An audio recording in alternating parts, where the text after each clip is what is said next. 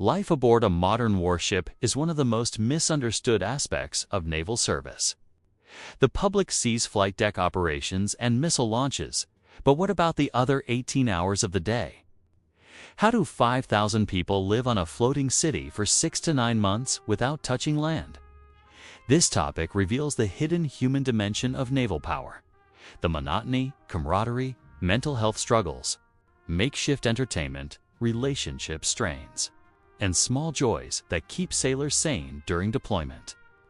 It's emotionally gripping because it's relatable, the universal experience of work-life balance taken to the extreme. It's 2 a.m. in the middle of the Pacific Ocean.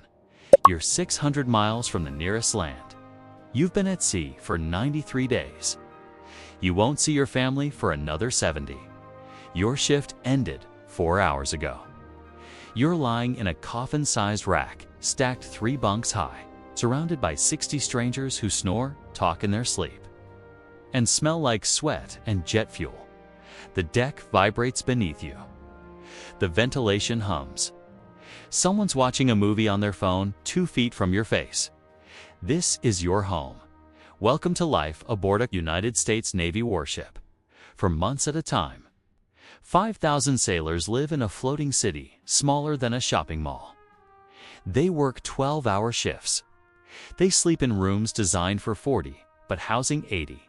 They eat the same meals, see the same faces, dream the same dreams of solid ground. But what do they actually do when they're not launching fighter jets or tracking submarines? This is the story nobody tells. The hidden life of sailors at sea. Asterisk, asterisk.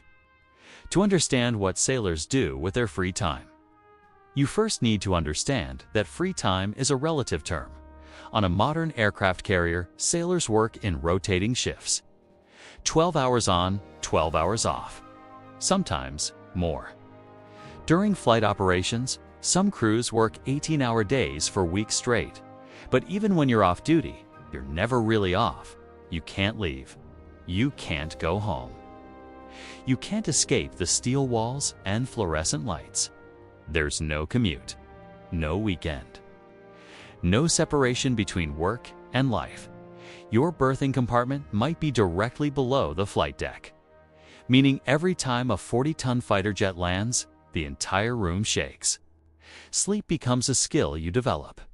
Some sailors learn to sleep through arrested landings. Others never do. The Navy calls it deployment. Sailors call it underway life. Civilians would call it extreme isolation. Modern deployments average 6 to 9 months. In the 1980s and 90s, some lasted over a year. The USS Enterprise spent 11 months at sea in 1965 without touching land. So what keeps people from going insane? Routine, community, and the small rituals that make a warship feel less like a prison and more like a dysfunctional family. Let's walk through a typical off-duty period. You finish your shift at 1800 hours, 6 p.m. You're covered in hydraulic fluid, sweat, and exhaustion. You head to berthing, grab a towel, and stand in line for one of the 4 showers shared by 80 people. You get 3 minutes. Navy showers are efficient. Wet down, soap up, rinse off. If you're lucky, the water's warm. If you're not, it's ice cold or scalding. The ship's freshwater system is temperamental. Clean and dressed in a Navy t-shirt and shorts. You head to the mess deck. Food is the first ritual. The mess deck is the social center of the ship. Not because the food is good, isn't. Usually, but because it's the only place where rank doesn't matter as much. Officers and enlisted eat the same meals. Served cafeteria-style, tonight it's Slider Night Tiny Hamburgers that earned their name. Because they slide through your digestive system with alarming speed. There's also bug juice, the neon-colored drink that tastes like sugar and food coloring.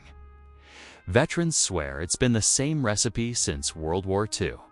You sit with your division. These are the people you work with, sleep near, and will remember for the rest of your life. Conversation is usually the same, complaining about work, joking about the deployment countdown, and speculation about the next port call. After dinner, you have choices. Limited, but real. Option 1. The ship's library and entertainment systems. Every carrier has a small library. Books, magazines, DVDs.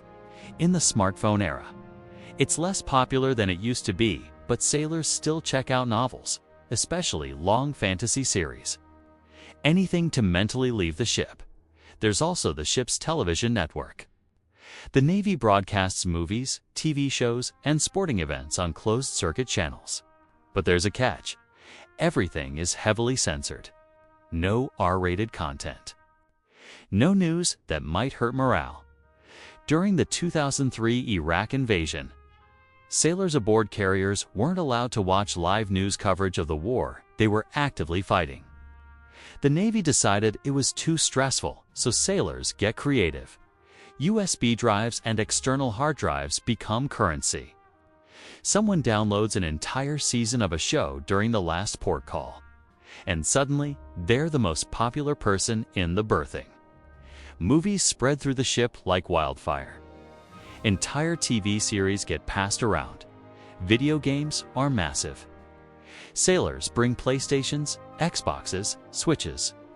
Multi-hour gaming sessions become the norm. Some berthing compartments set up unofficial tournaments: Call of Duty, FIFA, Super Smash Bros. It sounds trivial, but psychologists know that escapism is critical for mental health during deployment. You need something that takes you out of the metal box, even if it's just virtually. Option 2. Fitness. Every carrier has a gym.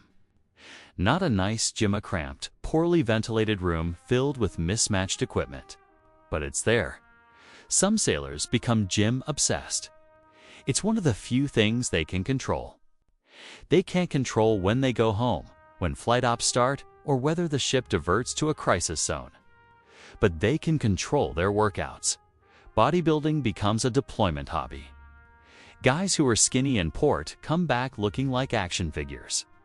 The gym becomes a sanctuary, a place where the rank structure softens and everyone is just trying to get stronger. There are also runners. On a carrier, you can run laps around the flight deck if flight ops aren't happening. One lap is about a quarter mile. Sailors run in circles, watching the ocean pass by, earbuds in, escaping into music and repetition. But the most important thing sailors do with their off time: build community, because if you don't, you'll break. Every ship develops its own microculture, traditions, inside jokes, pranks, rituals. There's Steel Beach Day, once or twice a deployment, when the ship stops in the middle of the ocean and opens the flight deck for a massive barbecue. Music blasts from speakers. Sailors grill burgers and hot dogs. They're swimming off the stern if the captain allows it, which is rare. It's the closest thing to a day off. There are talent shows. Sailors perform stand-up comedy, music, dance routines. Some are legitimately talented. Others are gloriously, hilariously bad. It doesn't matter. Everyone shows up. Everyone cheers. There's the ship's newspaper, usually a sarcastic, irreverent publication written by bored junior enlisted sailors. It roasts officers. It reports fake news. It's cathartic, and then there are the smaller, quieter moments. Study groups. Sailors working on college courses through distance learning programs. The Navy offers tuition assistance, and deployments are when many sailors actually have time to focus. Religious services. Chapel spaces on carriers are shared by multiple faiths. Catholic Mass, Protestant services, Islamic prayers, Buddhist meditation groups. For some sailors, faith is what keeps them grounded. Letters and emails. In the pre-internet era, mail call was sacred. Sailors would line up, waiting for letters from home. Now it's emails, but the emotional weight is the same. When the ship gets satellite internet, there's a rush to the computer labs. Everyone tries to video call home, but bandwidth is limited. Calls drop. time zones don't align. A 5-minute call with your spouse is a gift. Seeing your newborn baby's face on a pixelated screen is everything. But let's be honest, it's not all camaraderie and steel beach parties. Deployment is hard, really hard. Relationships fall apart. Divorce rates among Navy personnel are significantly higher than the civilian average. Spouses at home handle everything alone, kids. Bills, emergencies, while their partner is unreachable for months. Sailors miss births, birthdays, anniversaries, funerals. A sailor aboard the USS Abraham Lincoln missed his daughter's birth because the ship was enforcing a no-fly zone over Iraq. He got a message 12 hours later. Just text. No photo. No call. Just baby girl. 7 pounds. Healthy mental health issues are pervasive. Depression, anxiety, PTSD, not just from combat, but from the relentless stress of deployment life. The Navy has made progress. There are mental health counselors aboard carriers now. Chaplains are trained in crisis intervention, but stigma remains. Sailors fear that seeking help will hurt their careers. And then there's the problem: no one wants to talk about sexual assault and harassment. Living in close quarters with limited privacy and power imbalances creates risks. The Navy has implemented training programs, reporting systems, and oversight. But the problem persists. For many sailors, the off-duty hours aren't relaxing. They're survival. Some isolate. They retreat to their racks, put in earbuds, and mentally check out. They count days. They mark calendars. They dream of home. Others self-medicate. Energy drinks, caffeine pills. During port calls, alcohol abuse spikes. Sailors drink to forget, to celebrate, to feel something other than numbness. The Navy tracks it all. Incident reports, disciplinary actions, mental health referrals, because here's the truth: the Navy needs sailors to stay functional, not happy functional. So what's the impact of all this? The Navy is facing a retention crisis in 2023. The service missed its recruitment goals by over 8,000 sailors. And retention keeping experienced personnel's even worse. Exit surveys tell a consistent story. Sailors leave because of quality of life, long deployments, limited shore time, strained relationships. The Navy is trying to adapt. Newer ships are designed with better living conditions, private berthing for senior enlisted, improved gyms, faster internet. Deployment lengths are being reconsidered. Some carriers now rotate crews more frequently instead of keeping the same crew aboard for 9 months. Mental health resources are expanding. Telehealth counseling, peer support programs, efforts to reduce stigma, but the fundamental problem remains. You can't eliminate the isolation of deployment. You can only make it more bearable, and yet, something remarkable happens. Most sailors, when they look back on their deployments, remember the good parts. They remember the friends, the inside jokes, the steel beach parties, the sunrises over the Pacific, the sense of purpose. They remember being part of something bigger than themselves. A Navy veteran who served on the USS Nimitz during the Gulf War said it best: "I hated every day I was underway, but I'd do it again, because those were the best people I ever knew." That's the paradox of naval service. It's miserable, and it's meaningful. Asterisk, asterisk, it's 2 a.m. In the middle of the Pacific Ocean, the sailor in the rack below you is snoring. Someone's playing music too loud. The ship shudders as a fighter jet launches from the deck above. You're exhausted. You miss home. You miss privacy. You miss grass and trees and the feeling of solid ground beneath your feet. But you also know that in a few hours, you'll wake up and do it all again. Because this is the deal. The Navy asks you to give up months of your life, To live in a floating city with 5,000 strangers. To sleep in a coffin-sized rack. To eat mediocre food. To miss birthdays and anniversaries and everything that makes civilian life normal. And in exchange, you get something most people never experience.